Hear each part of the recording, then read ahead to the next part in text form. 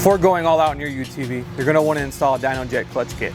But before we install that kit, there's a couple OEM wear items within the clutch we're going to need to go over to make sure it's functioning properly before we install our new clutch kit.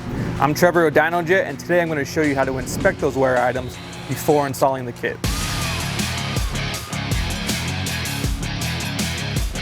First thing you want to do, and kind of make it a normal occurrence, maybe after every ride or every other weekend, is go ahead and pop your clutch cover off and just give the clutches a good blow off with some compressed air to get any dirt or anything that's within the sheaves and get all the nasty out. But it's really simple and it's really easy preventative maintenance to kind of help your clutch last a lot longer.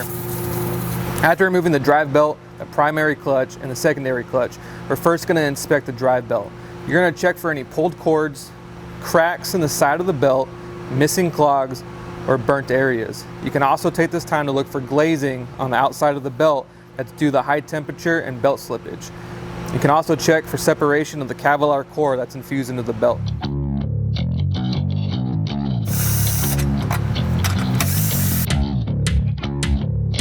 Next, we're going to check out the drive clutch. We're going to inspect the shift weights and the pins, the spider rollers, the pin rollers, and the actual spring. Make sure each of these are able to move freely and they have no damage on them. Make sure there's no flat spots on the rollers, and if there's any flat spots, you're going to have to replace it immediately. The rollers are going to be on the bottom side of the spider, which you can get your finger up there and rolling around. Make sure there's nothing binding them up. There's no flat spots. We're going to go ahead and look at our shift weights. Make sure there's no broken shift weights, which we're going to go ahead and replace with our new clutch kit regardless. If there's any damage and you're not putting a clutch kit in, you can check out the drive clutch roller pin and button service in your service manual for more information on how to replace the rollers. Now we're going to take a look at the secondary clutch. We're going to take off the helix and look for any pitting in the ramps of the helix, which in our case, our clutch kit comes with a helix, so we're going to go ahead and replace this.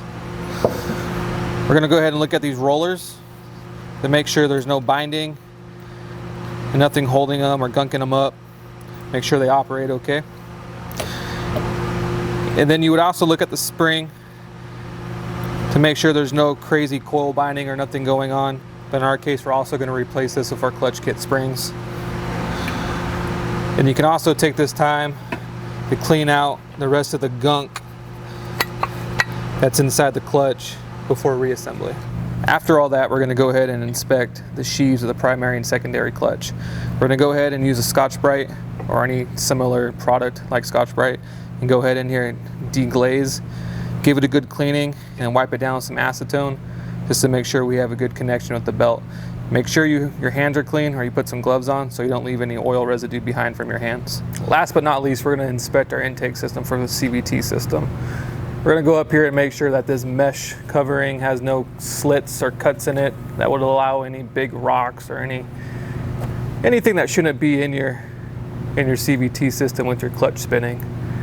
We're also going to go down, make sure there's no cracks in your tubes that come down from the intake. And then we're going to go inspect the actual seal that seals against your clutch cover, which on this one you can see the seal is actually broken. So the clutch cover will not seal properly, which would allow water and other contaminants to get in there, which is a no-go. So we're going to go ahead and replace that so we can get ourselves a good seal. Just like many other parts on your UTV, clutches are a wearable item and should be inspected regularly for wear and tear. If you found this video helpful, give us a like and subscribe to our YouTube channel, and check us out at dynojet.com for clutch kits for your UTV.